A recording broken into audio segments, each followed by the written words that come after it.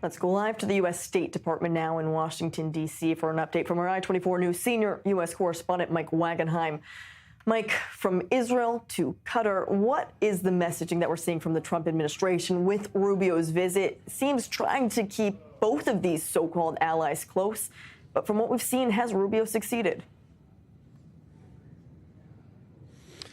Good luck to Marco Rubio on that particular front. Yeah, it's a complicated game that the Trump administration is playing right now. It's interesting how Rubio laid out the relationship with Israel. He said, you know, we have strategic partners, but we have one true ally, and that's Israel. He kind of separated, make sure that it's clear that that's still a special relationship, even though obviously the American administration is not happy, at least publicly, with what the Netanyahu government did in terms of the strikes in Qatar on Hamas targets there. On the flip side of it, it was interesting to note within the last 36 hours, suddenly senior Israeli officials are spouting out about that Trump was contacted before the Israeli strikes on Qatar, seemingly aimed at creating distrust between Trump and Qatari leaders. So there's a lot of gamesmanship going on right now. Rubio obviously going to Qatar to try to smooth things over, to try to ensure that Qatari interests are kept in mind, that they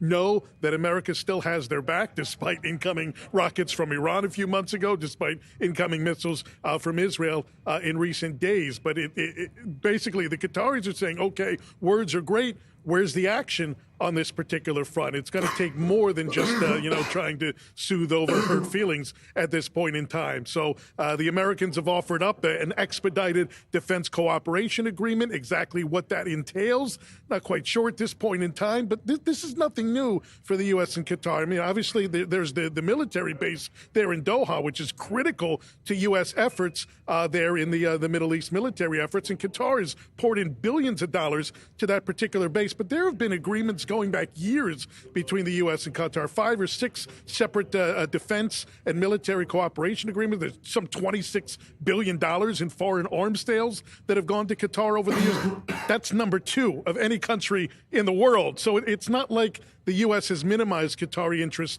over time. It's been the exact opposite. But I think right now what Doha is looking for is assurances, A, that Netanyahu got the message, and B, that there is something of substance and not just words behind the American promises right now.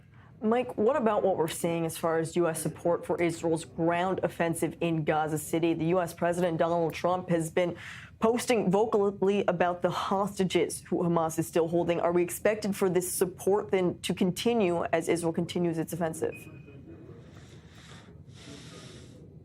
We've kind of seen an ebb and flow on Trump's comments on any number of issues, but especially on this particular one. And again, it's complicated. He wants to see the defeat of Hamas, as does, any Israeli ally at this point in time, wants to see the release of the hostages, but also trying to ensure that Hamas doesn't remain in power. And that's been the sticking point all along, and a big reason why this war is still ongoing at this point. So Trump, speaking to reporters before he took off for the United Kingdom earlier on today, saying, he's heard the reports that Hamas is going to be bringing hostages above ground in Gaza City, using them as essentially human shields. He said if they do that, they're going to be in big trouble. Now, of course, we've heard that kind of talk from the president before. Not sure if there's any particular significance to his comments today. But in terms of the support for the offensive into Gaza City, I think it remains the same for Trump. There are competing and sometimes contrasting interests at heart here. He wants to see the humanitarian situation in Gaza not take a turn for the even worse at this point, but also wants to make sure